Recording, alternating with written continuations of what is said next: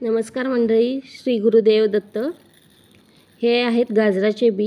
हे मी माझ्या गच्चीवरील बागेत घालणार आहे, पेरणार आहे। तर त्यासाठी मी हे भिजवून घेतलेत। अगदी 15 मिनिटच आपल्याला भिजवून घ्यायचं आहे आणि लगेच आपल्याला ते पेरायचे बी। तर मी दाखवते तुम्हाला कसे करायचे ते।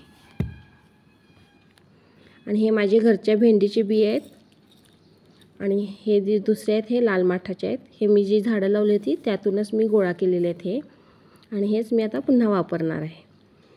तर ह्यासाठी आपण पहिल्यांदा गच्चीवर जाऊन ही माती मी थोडी पहिलं ओली करून घेतली होती। आता ह्यावर आपण हे गाजराचे बी टाकायचे आहेत। आपल्याला असे पसरून घ्यायचे आहेत नुसतेच, फक्त ते एका ठिकाणी जास्त पडणार नाहीत इतकीच काळजी घ्यायची आहे।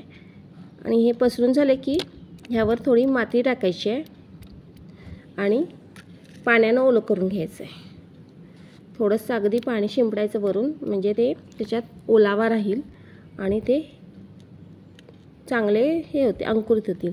आता मी माती टाकून घेणार आहे याच्यावर, आणि माती टाकून झाली की मग आपल्याला एक त्यावरती काय तर झाकून ठेवायचं आहे, म्हणजे त्याच्यातला ओलावा उन्हामुळे नाहीसा होणार नाही। त्यासाठी मी ग्रो बॅगच एक वरती झाकलेली आहे, त्यामध्ये उन्हाचा त्याला तेवढा परिणाम होणार नाही आणि आपले बी लवकर अंकुरित होऊन प्रोसेस फास्ट होईल ती। त्यासाठी मी ह्याच्यावर आता ग्रो बॅग एक झाकून घेतली आहे। तुम्ही दुसरं काही झाकू शकता। तर मी माझ्या गच्चीवर भरपूर अशी झाडं लावलेली आहेत आणि माझा हा पहिलाच प्रयत्न आहे, ह्याच्या आधी काही लावलं नव्हतं। तर भेंडी अशी लावलेत मी, आता तुम्हाला दाखवीन काय काय। हे मी झाकून घेतलेलं आहे। हे ब्रोकली लावली आहे, थोडीशी ब्रोकली आली छोटी। ही भेंडीची दोन चार झाडं आहेत। त्याच्यानंतर लाल माठ लावला आहे हा, यात कोबीज आहे, थोडा लाल माठ पण टाकलं आहे बी। त्यानंतर हा पालक ठेवला आहे बियासाठी, ह्यात पण एक कोबीज आहे। ही काकडीची रोपं आहेत। हे कलिंगड आहे, कलिंगडाचे 2-3 हे आलेले आहेत फळं। त्यात मी तुम्हाला एक हँड पॉलिनेशन करून दाखवणार आहे। हे आहे फिमेल फूल, त्याला असते खाली फळ, आणि मेल फूल असतं त्याला खाली फळ नसतं।